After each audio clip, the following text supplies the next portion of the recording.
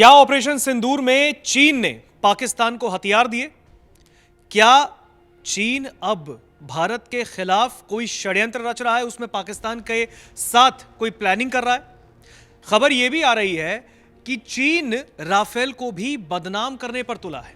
आखिर ऐसा क्या हो गया चीन के लिए? वो तो हम जानते हैं कि चीन का मन शायद हिंदुस्तान की तरफ दोस्ती का हाथ बढ़ाने का तो नहीं रहा है सीधे तौर पर, लेकिन अब यह खबर कि ऑपरेशन सिंदूर में जो हथियार पाकिस्तान को दिए गए थे वो चीन ने दिए, यानी ये भी तो एक बगावत है।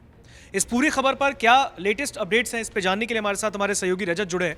रजत, ऑपरेशन सिंदूर जो कि एक सफल अभियान था हिंदुस्तान की ओर से पाकिस्तान को पटखनी देने में, इसमें खबर ये आ रही है कि चीन ने हथियार दिया। जाहिर सी बात है पाकिस्तान तो भिखमंगाई है, तो उसको भीख दी थी चीन ने। क्या हथियारों की भीख दी थी और अमेरिकी आयोग की रिपोर्ट में इस बात का खुलासा हुआ है।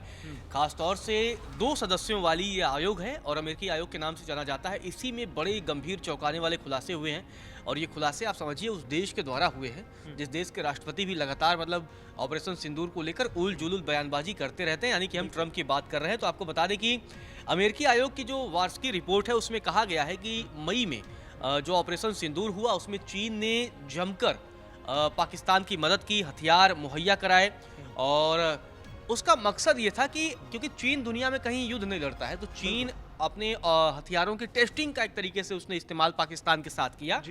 और क्योंकि चीन दुनिया के देशों को अपने हथियार बेच करके टेस्ट करना ही चाहता है। आपको बता दें कि मंगलवार को एक रिपोर्ट प्रकाशित हुई थी जिसमें US China economic and security review commission की रिपोर्ट आई थी।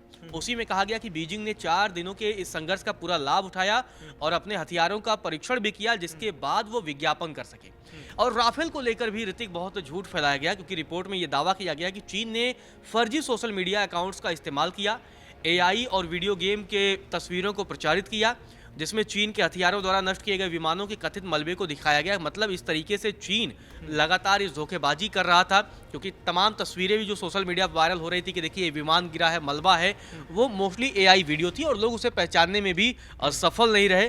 तो इसी वजह से इन सारी चीज़ों का अब खुलासा हुआ है। इस रिपोर्ट में कहा गया है कि यह संघर्ष पहली बार था जब चीन की आधुनिक हथियार प्रणालियों का उपयोग किया गया था। चीन लगातार इसमें पाकिस्तान की मदद कर रहा था, चाहे वो HQ-9 वायु रक्षा प्रणाली हो, PL-15 हवा से हवा में मार करने वाली मिसाइल हो या J-10 लड़ाकू विमान हो। इन तमाम हथियारों का इस्तेमाल पाकिस्तान ने किया, चीन ने मुहैया कराया।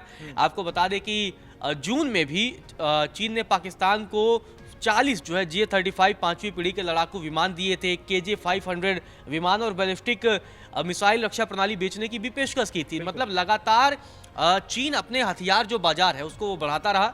चीन का मकसद इतना था कि ऑपरेशन सिंदूर के जरिए वो पाकिस्तान की मदद करे और पूरी दुनिया में अपने हथियारों के बाजार को बढ़ाए और उसके जरिए ज़्यादा पैसा कमाए, ये एक उद्देश्य था। लेकिन जिस तरीके से राफेल को बदनाम करने की कोशिश की गई, क्योंकि राफेल को भारत ने फ्रांस से खरीदा है और मौजूदा समय में भारत के पास राफेल ही सबसे अत्याधुनिक लड़ाकू विमान है। चाहे वो गति की बात हो, चाहे वो उसकी मारक क्षमता की बात हो, चाहे वो हर मामले में राफेल बहुत उन्नत किस्म का लड़ाकू विमान है।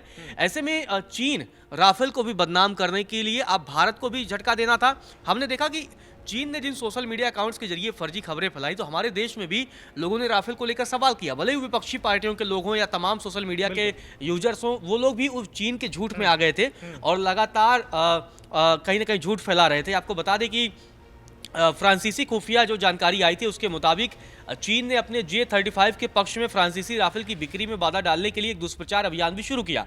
और रिपोर्ट में जिस बात का उसकी इमेज को डाउन करने के लिए, बिल्कुल, क्योंकि इमेज अगर डाउन होगा तभी तो वो J-35 को बेच पाएगा, क्योंकि राफेल भारत ने खरीदा है और क्योंकि दुनिया में अन्य मार्केट उसको चीन को अपना बनाना है, तो राफेल की आप कहीं ना कहीं क्रेडिबिलिटी डाउन करिए और उसके बाद से आप जो है अपने लड़ाकू विमान बेचिए। इसीलिए उसने तमाम ऐसे वीडियो गेम के या एआई वीडियोस प्रचारित किए जिससे नुकसान पहुंचाया जा सके। आपको बता दें कि रिपोर्ट में इस बात का भी जिक्र किया गया है कि चीनी दूतावास के अधिकारियों ने इंडोनेशिया को राफेल जेट की पहले से ही चल रही खरीद को रोकने के लिए मना भी किया था। मतलब दुनिया के तमाम देशों में भी चीन अपने इस प्रोपेगेंडा, अपने झूठ को फैला रहा है। तो इस तमाम तरीके से चीन ने जो रिपोर्ट अब सामने आई है कि किस तरीके से उसने पाकिस्तान को मदद की और पाकिस्तान का इस्तेमाल किया और पाकिस्तान का इस्तेमाल करके वो अपने हथियार बाजार को बढ़ाने की कोशिश किया, तो ये सब कुछ था। आपको बता दें कि पहलगाम आतंकी हमले के बाद से ही भारत ने ऑपरेशन सिंदूर को अंजाम दिया था और उसी दरमियान पाकिस्तान का इस्तेमाल करके चीन ने अपने हथियार बाजारों की जो है रीच बढ़ाने की कोशिश की थी ऋतिक। बिल्कुल, देखिए जिस तरीके से अभी रजत ने इस पूरे खबर पर अपडेट दिया, विस्तार रूप से जानकारी दी, कहीं ना कहीं अगर देखा जाए तो चीन जो कि डायरेक्ट, जैसे कि रजत ने बताया कि डायरेक्ट तरीके से वो युद्ध नहीं करता, लेकिन पर्दे के पीछे से वो एक अपनी स्क्रिप्ट रचता है।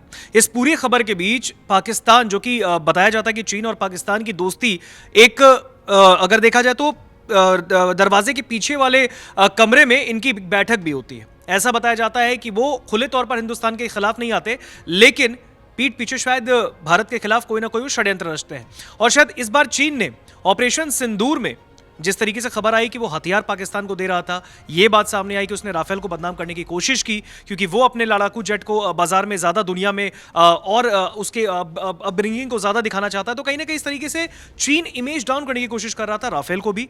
तो ऐसे में चीन का ये रवैया, चीन की ये हरकत, आपको क्या लगता है? क्या आने वाले वक्त में चीन और पाकिस्तान फिर मिलकर कुछ भारत के खिलाफ और जहर उगल सकते हैं? कमेंट सेक्शन में हमें ज़रूर बताइएगा।